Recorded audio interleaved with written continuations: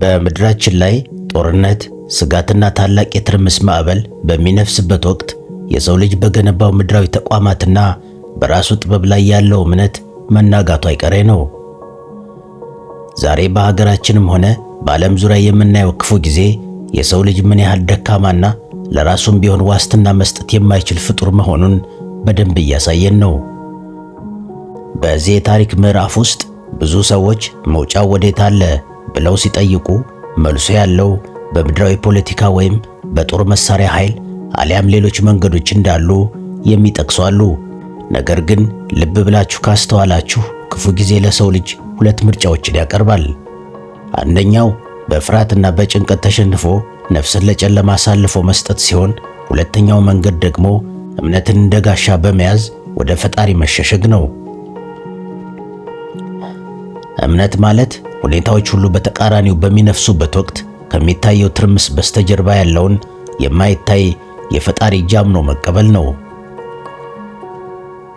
ዛሬ በዚህ ለየት ያለ ቪዲዮ አሁን ያለንበትን የፈተና ወቅት በድል ለመሻገርና ከነገ ጋር በሰላም ለመጨባበጥ በየትኛውም ሃይማኖት ወይም እምነት ውስጥ ያለን ሰዎች ልንከተላቸው የሚገቡንን ጥልቅ መንፈሳዊ መርሆች ወይም የክፉ ቀን ጋሻዎችን በሚገባ እናያለን። እነዚህ መርሆች የልብን ስብራት የሚጠግኑ፣ የተንቀጠቀጡ ጉልበቶችን የሚያበረቱና በጨለማው መሃል የንጋት ብርሃን የሚያሳዩ ናቸው። ዝግጁ ከሆናችሁ ወደ መጀመሪያውና ክፉ ቀንን ድል ማድረጊያ ጋሻ እንለፍ። በክፉ ጊዜ ውስጥ ትልቁ የሥነ ልቦናና የመንፈስ ጫና የሚመጣው የነገውን ስጋትና የዛሬውን የጦርነት ወሬ በገዛ አእምሯችን ለመተንተንና መፍትሄ ለመፈለግ ስንሞክር ነው። የሰው ልጅ አእምሮ ከዓለም አቀፍና ከሀገር አቀፍ ትርምስ የሚመጣውን ጫና የመሸከም አቅም የለውም። በዚህም ምክንያት ነው ብዙዎች ለጭንቀትና ለተስፋ መቁረጥ የሚዳረጉት። እምነት ግን ይህንን ሸክም አንተ አትሸከመው፣ ለባለቤቱ ስጠው የሚል ታላቅ የነጻነት ጥሪ ያቀርብልናል። ወደ ፈጣሪ መቅረብ ማለት ራስን ዝቅ አድርጎ እኔ አቅም የለኝም፣ አንተ ግን ሁሉን ትችላለህ ብሎ መታመን ነው። ይህ መታመን ደግሞ በባዶ ሜዳ ላይ የሚደረግ ግምት ሳይሆን በማይለወጠው የፈጣሪ ቃል ላይ የሚመሰረት ጽኑ መተማመን ነው።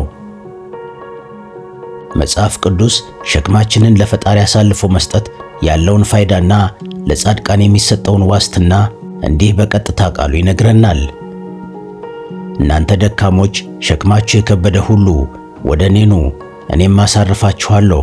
የማቴዎስ ወንጌል ምዕራፍ 11 ቁጥር 28። ይህ መለኮታዊ ቃል እንደሚያረጋግጥልን ሸክማችንን በእርሱ ላይ ስንጥል የሚመጣው ውጤት ድጋፍና ለመናወጥ ነው። በተመሳሳይ ሁኔታ ቅዱስ ቁርአን በፈጣሪ ላይ ሙሉ በሙሉ መደገፍና እርሱን ብቸኛ ረዳት ማድረግ ያለውን ዋስትና እንዲህ ይገልጸዋል። አላህም ለሰው ነፍስ ከችሎታዋ በላይ አያስገድዳትም። ሱረቱ አልበቀራህ ምዕራፍ 2 አንቀጽ 286። እነዚህ ሁለት ታላላቅ መመሪያዎች የሚያስተምሩን የክፉ ጊዜ ማምለጫው መንገድ መተማመንን ማደስ መሆኑ ነው።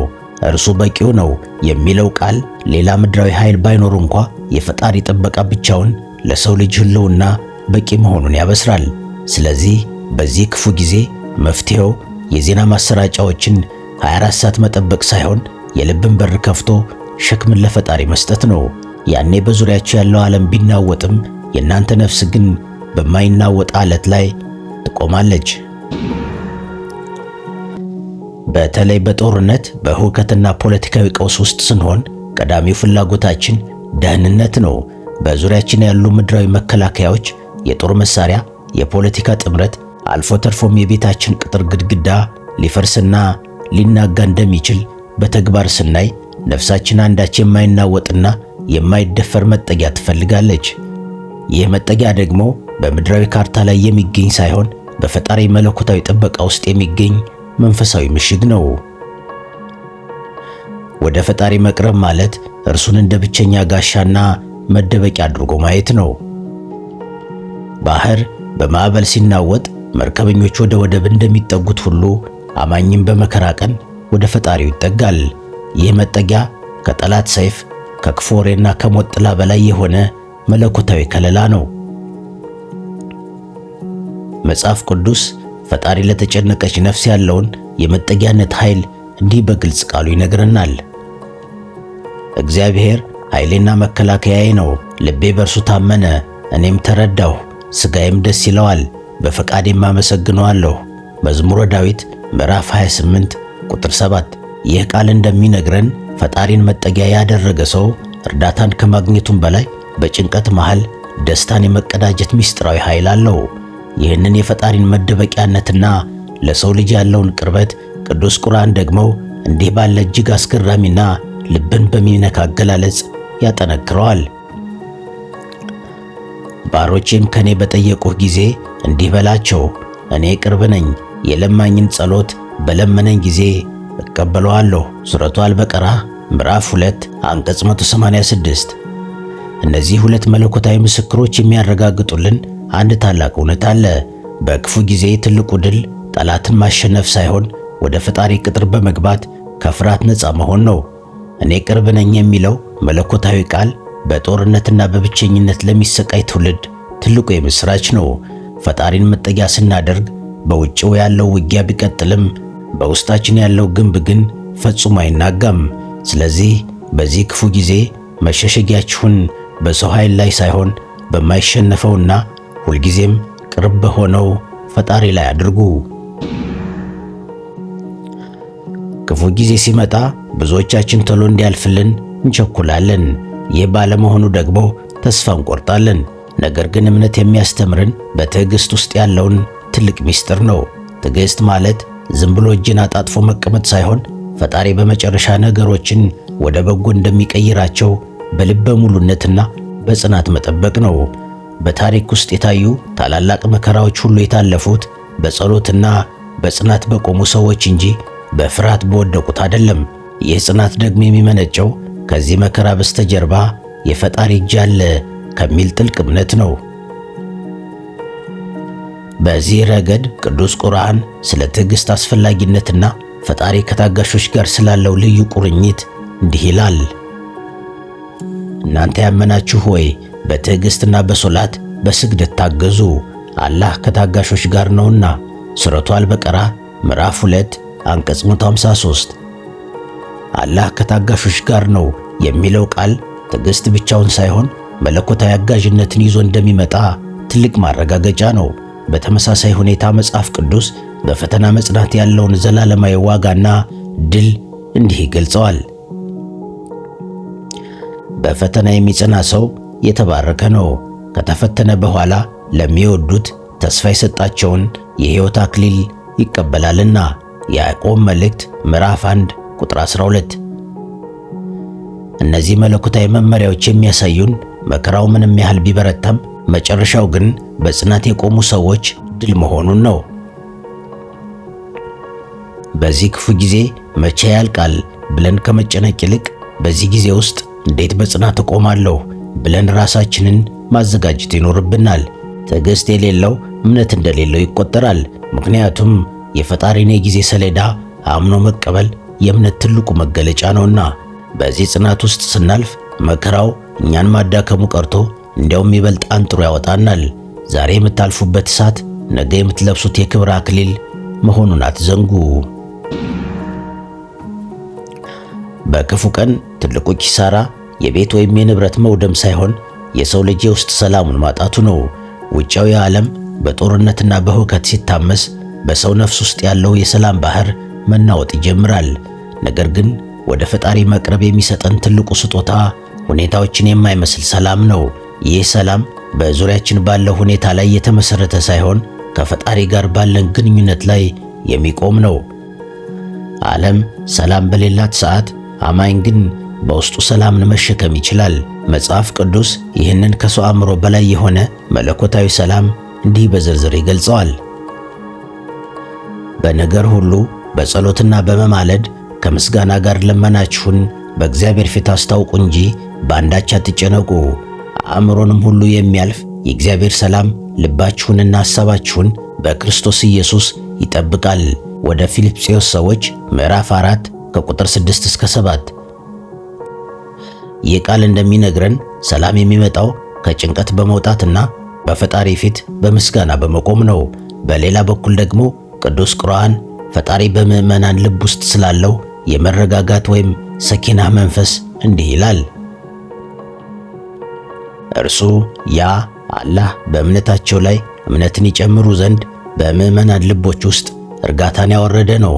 የሰማያትና የምድርም ሰራዊት የአላህ ብቻ ነው። አላህም አዋቂ ጥበበኛ ነው። ሱረቱ አልፈትህ ምዕራፍ 48 አንቀጽ 4። እነዚህ መለኮታዊ ምስክሮች አንድ ታላቅ እውነትን ያስረዱናል። በጦርነትና በክፉ ጊዜ መሃል ልባችን እርጋታ የሚያገኘው በፈጣሪ መለኮታዊ ጣልቃ ገብነት ነው። አእምሮን የሚያልፍ ሰላም የሚለውና በልብ ውስጥ የሚወርድ እርጋታ የሚሉት ሐረጎች አንድ አይነት ምንጭ አላቸው። እርሱም ፈጣሪ ነው። ይህ ሰላም ሲኖራችሁ በውጭ ያለው ጩኸት እናንተን የማናወጥ አቅም አይኖረውም። ይህ ክፉ ጊዜ የሚያልፈው በእንደዚህ አይነት የውስጥ ጥንካሬና ሰላም ብቻ ነው። ዛሬም ቢሆን በዙሪያችሁ ካለው ትርምስ ይልቅ በውስጣችሁ ላለው የፈጣሪ ሰላም ቦታ ስጡ። ክፉ ጊዜና የጦርነት ድባብ ሰዎችን ለሁለት ነገር ይከፋፍላቸዋል። ወይ ለጥላቻና ለራስ ወዳድነት፣ ወይ ደግሞ ለላቀ ፍቅርና መተሳሰብ። ፍርሃት በነገሰበት ሰዓት ሰዎች እኔና ቤተሰቤ ብቻ ብንተርፍ በሚል ጠባብ አስተሳሰብ ሊታጠሩ ይችላሉ። ነገር ግን እምነት የሚያስተምረን ተቃራኒውን ነው። ወደ ፈጣሪ መቅረብ ማለት የፈጣሪን ፍጥረት ሁሉ መውደድና መራራት ማለት ነው። በመከራ ጊዜ አንዳችን የሌላው መጠጊያ ስንሆን ፈጣሪ በመካከላችን ይገኛል። ጥላቻና መከፋፈል ለክፉ ጊዜ ተባባሪዎች ሲሆኑ፣ ፍቅርና አንድነት ግን የመከራውን ኃይል የሚሰብሩ የብርሃን መሳሪያዎች ናቸው። ቅዱስ ቁርአን የሰው ልጆች እርስ በርሳቸው ሊኖራቸው የሚገባውን ጥብቅ አንድነትና አስፈላጊነት እንዲህ ይገልጸዋል። የአላህንም ገመድ ሁላችሁም ያዙ፣ አትለያዩም። አላህ በእናንተ ላይ የዋለውን ጸጋ አስታውሱ። ጠላቶች በነበራችሁ ጊዜ በልባችሁ መካከል ያስማማችሁንና በጸጋው ወንድማማቾች የሆናችሁትን። ሱረቱ አልኢምራን ምዕራፍ 3 አንቀጽ 103። ይህ መለኮታዊ ቃል እንደሚያሳየን አንድነትና ወንድማማችነት ከፈጣሪ የሚሰጡ ታላላቅ ጸጋዎች ናቸው። በተመሳሳይ ሁኔታ መጽሐፍ ቅዱስ ስለ ፍቅር ኃይልና ፍርሃትን ስለማሸነፏ እንዲህ በማለት በጥልቀት ይተነትናል። በፍቅር ፍርሃት የለም፣ ፍጹም ፍቅር ግን ፍርሃትን አውጥቶ ይጥላል እንጂ። ፍርሃት ቅጣት አለውና የሚፈራም ሰው ፍቅሩ ፍጹም አይደለም። የዮሐንስ መልእክት ምዕራፍ 4 ቁጥር 18። እነዚህ መለኮታዊ ምስክሮች የሚያረጋግጡልን በክፉ ጊዜ ፍርሃትን የምናሸንፍበት ትልቁ መንገድ አንዳችን ለአንዳችን ያለንን ፍቅር በማሳደግ እንደሆነ ነው። የአላህ ገመድና ፍጹም ፍቅር የጋራ መሸሸጊያዎቻችን ናቸው። ዛሬ በዓለም አቀፍ ደረጃ እየሆነ ያለውን ክፉ ጊዜ ለማለፍ በጎጥና በዘር ከመከፋፈል ወጥተን በፈጣሪ አምሳል የተፈጠሩትን ወንድሞቻችንንና እህቶቻችንን የምንደግፍበት ልብ ሊኖረን ይገባል። ለተራበው ጉርስ ስናቀርብ፣ ለተጨነቀው ተስፋ ስንሰጥና ለፈራው መጠጊያ ስንሆን የፈጣሪ እጅ በእኛ በኩል እየሰራ መሆኑን እናውቃለን። ክፉ ጊዜ በፍቅርና በአንድነት ፊት ኃይል የለውም፣ ምክንያቱም ፍቅር የፈጣሪ ባህሪ ነውና። በክፉ ጊዜ ውስጥ ስናልፍ የሰው ልጅ መፍትሄዎች ሁሉ ሲሟጠጡና ነገሮች ከአቅም በላይ ሲሆኑ ጸሎት ብቸኛውና የመጨረሻው የኃይል ምንጭ ይሆናል። ጸሎት ማለት ቃላትን መደርደር ብቻ ሳይሆን ወደ ሰማያዊ ዙፋን የቀረበ አቤቱታና የፈጣሪን ጣልቃ ገብነት መለመን ነው። ጦርነትና ሁከት ምድሪቱን ሲያመሷት፣ በእምነት የሚቀርብ ጸሎት ግን ማዕበሉን የማርገብና የሰዎችን ልብ የመቀየር ድብቅ ኃይል አለው። ጸሎት የተስፋ መቁረጥ ምልክት ሳይሆን ከሁሉ በላይ የሆነውን ኃይል የማመን ታላቅ ድፍረት ነው። መጽሐፍ ቅዱስ ስለ ጸሎት ኃይልና ፈጣሪ ለሚለምኑት ሕዝቦች ስለሚሰጠው ምላሽ እንዲህ ይላል። በስሜ የተጠሩት ሕዝቤ ሰውነታቸውን አዋርደው ቢጸልዩ፣ ፊቴንም ቢፈልጉ፣ ከክፉ መንገዳቸውን ቢመለሱ በሰማይ ሆኜ እሰማለሁ፣ ኃጢአታቸውንም ይቅር እላለሁ፣ ምድራቸውንም እፈውሳለሁ። ሁለተኛ ዜና መዋዕል ምዕራፍ 7 ቁጥር 14። ይህ ቃል እንደሚያሳየን የምድር መፈወስና የሰላም መመለስ የሚጀምረው ወደ ፈጣሪ በሚቀርብ ትክክለኛ ጸሎትና ንስሐ ነው። በተመሳሳይ ሁኔታ ቅዱስ ቁርአንም ፈጣሪን መለመንና እርሱ ለጸሎት የሚሰጠውን ዋስትና እንዲህ በማለት ይገልጸዋል። ጌታቸውም አለ፣ ለምኑኝ እቀበላችኋለሁና እመልስላችኋለሁና። ሱረቱ አልቃፊር ምዕራፍ 40 አንቀጽ 60። እነዚህ መለኮታዊ መመሪያዎች የሚያረጋግጡልን በክፉ ጊዜ መሃል ምን ይውጠናል ብለን ከማማረር ይልቅ ለምኑኝ ወደሚለው አምላክ መቅረብ እንዳለብን ነው። ጸሎት የግል ሰላምን ብቻ ሳይሆን የሀገርን ሰላም የማምጣት ኃይል አለው። ዛሬ በጦርነትና በስጋት ውስጥ ላለችው ዓለማችን እያንዳንዳችን በየእምነታችን ወደ ፈጣሪ የምናቀርበው ልመና እጅግ አስፈላጊ ነው። ጸሎት በሰው ልብ ውስጥ ያለውን ጥላቻ ወደ ፍቅር፣ ጦርነትን ወደ ሰላም፣ ስጋትንም ወደ መተማመን የመቀየር መለኮታዊ አቅም አለው። ስለዚህ በዚህ ክፉ ጊዜ ምላሳችሁን ከማጉረምረም ልባችሁን ደግሞ ከጭንቀት አውጥታችሁ ወደ ጸሎትና ወደ ምልጃ ዙሩ። ክፉ ቀን ሲመጣ በዙሪያችን እንደ ጥቁር ደመና የሚያጠላው ሞት ወይም ውድመት ብቻ ሳይሆን ተስፋ መቁረጥም ጭምር ነው። ተስፋ የነፍስ መልህቅ ነው። መርከብ በማዕበል ውስጥ ስትናወጥ እንዳትሰምጥ መልህቅ እንደሚጠብቃት ሁሉ የሰው ልጅም በመከራ ማዕበል ውስጥ እንዳይሰምጥ ተስፋ ይጠብቀዋል። ተስፋ ማለት ዛሬ የሚታየው ጨለማ የጉዞ ማብቂያ እንዳልሆነ አምኖ መቀበል ነው። ወደ ፈጣሪ መቅረብ ደግሞ ይህ ተስፋ በሰው ምኞት ላይ ሳይሆን በማይለወጠው የመለኮት ቃል ላይ እንዲመሰረት ያደርገዋል። ቅዱስ ቁርአን የፈጣሪን እዝነት ተስፋ ማድረግና ከተስፋ መቁረጥ መራቅ ያለውን አስፈላጊነት እንዲህ ባለ ትልቅ ቃል ይገልጸዋል። በላቸው እናንተ በነፍሶቻችሁ ላይ ድንበር ያለፋችሁ ባሮቼ ሆይ ከአላህ እዝነት ተስፋ አትቁረጡ። አላህ ኃጢአቶችን ሁሉ ይምራልና እነሆ እርሱ መሐሪው አዛኙ ነውና። ሱረቱ አልዙመር ምዕራፍ 39 አንቀጽ 53። ይህ መለኮታዊ ቃል እንደሚገልጠው የሰው ልጅ ምንም ያህል በመከራና በስህተት ውስጥ ቢሆንም ከፈጣሪ እዝነት ተስፋ መቁረጥ እንደሌለበት ነው።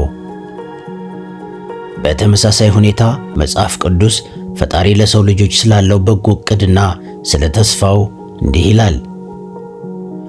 ለእናንተ የማስባትን ሐሳብ እኔ ያውቃለሁ፣ ፍጻሜና ተስፋ ሰጣችሁ ዘንድ የሰላም ሐሳብ ነው እንጂ የክፉ ነገር አይደለም። ትንቢተ ኤርምያስ ምዕራፍ 29 ቁጥር 11። እነዚህ መለኮታዊ ምስክሮች የሚነግሩን አሁን የምናልፍበት ክፉ ጊዜ የፈጣሪ የመጨረሻ ዕቅድ እንዳልሆነ ነው። ፈጣሪ ለሰው ልጆች ያለው ሐሳብ የሰላም ሐሳብ ነው። ተስፋ ማለት በጦርነት ድምፅ መሃል የሰላምን ዜማ መስማት ነው።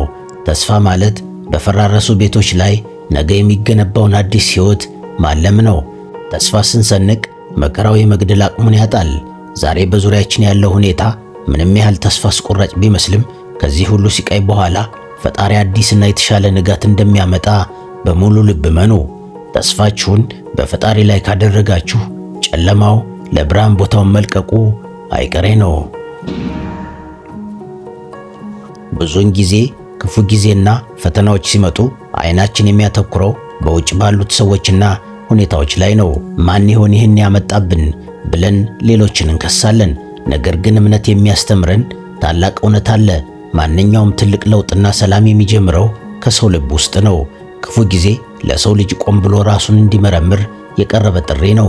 ወደ ፈጣሪ መቅረብ ማለት የራስን ድካም፣ ጥላቻና ስህተት አምኖ በመቀበል ልብን ከክፋት ማጽዳት ማለት ነው።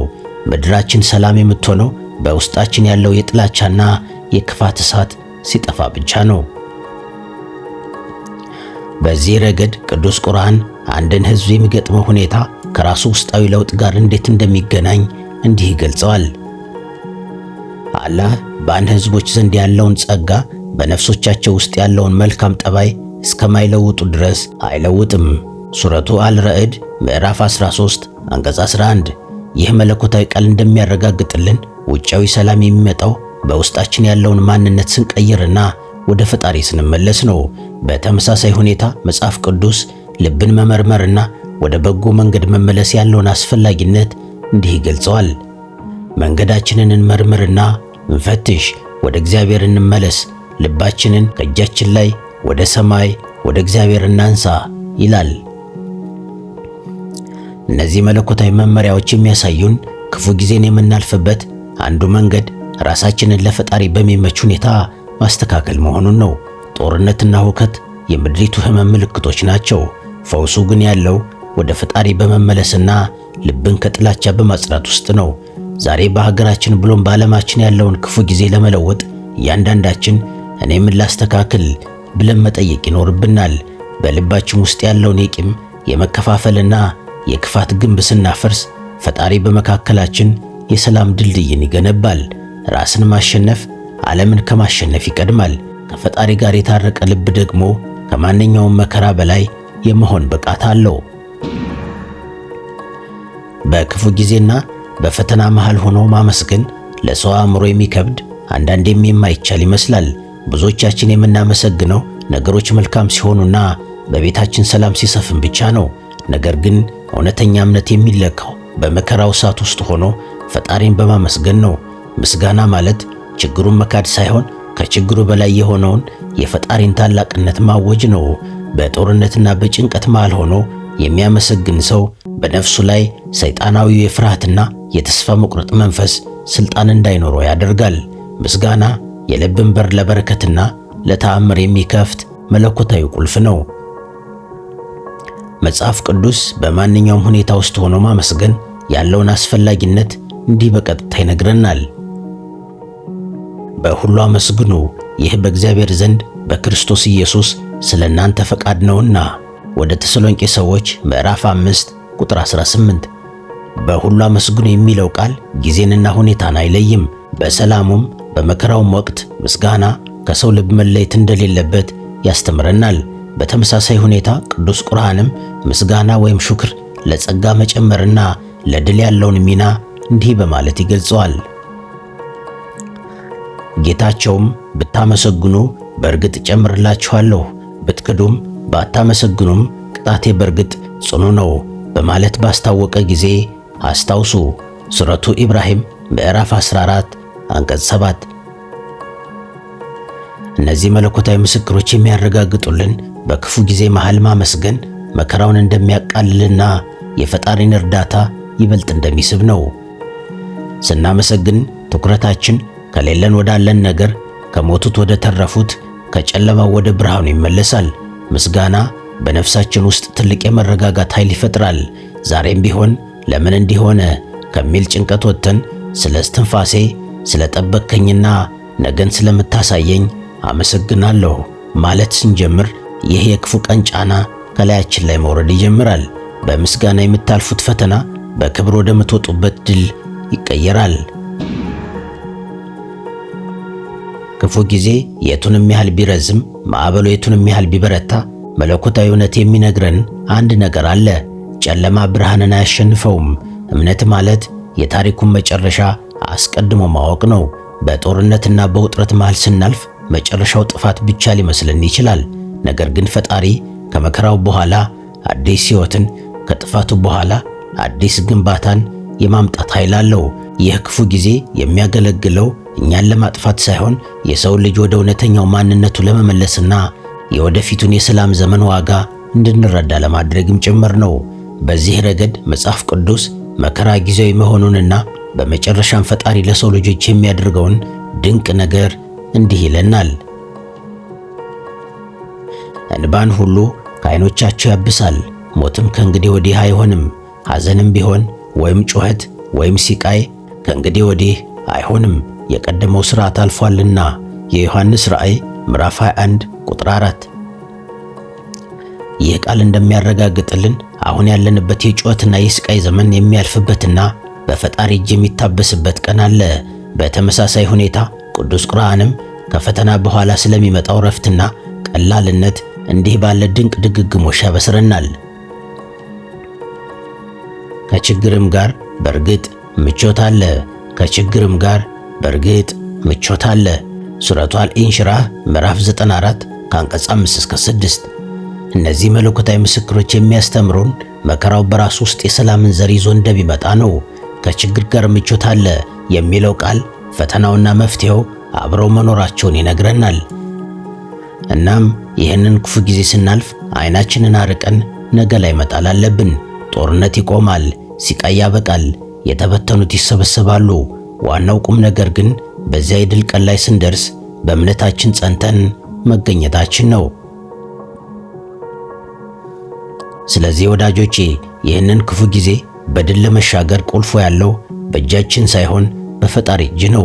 እኛ ማድረግ ያለብን መታመን፣ መጠጋት፣ መጽናት፣ መጸለይና ማመስገን ብቻ ነው። እምነት ከመከራ የሚያመልጡበት ዋሻ ሳይሆን በመከራው መሃል በድል የሚራመዱበት ብርሃን ነው። ዛሬ በሀገራችንና በዓለማችን ላይ የተጋረደው የጥላቻና የጦርነት ደመና በፈጣሪ ቸርነት ይገፈፋል። ያኔ በዚህ ሁሉ ፈተና ውስጥ በእምነት የቆሙት ሰዎች እንደ ንጋት ኮከብ ያበራሉ። ታሪካቸውም ለሚመጣው ትውልድ የተስፋ ስንቅ ይሆናል። ይህንን የነፍስ ስንቅ ይዛችሁ ወደ ዕለት ተዕለት ሕይወታችሁ ተመለሱ። ፈጣሪ ከእናንተ ጋር ነው። እስከዚች ቅጽበት አብራችሁ ለነበራችሁ በየእምነታችሁ የምታመልኩት አምላክ ከክፉ ነገር ሁሉ ይጠብቃችሁ። የከበዳችሁ፣ ያስጨነቃችሁ፣ ያስፈራችሁ ሸክም ሁሉ ከትከሻችሁ ይነሳ። በመለኮቱ የማይደፈር የእሳት ቅጥር ውስጥ ይጠብቃችሁ። አሜን።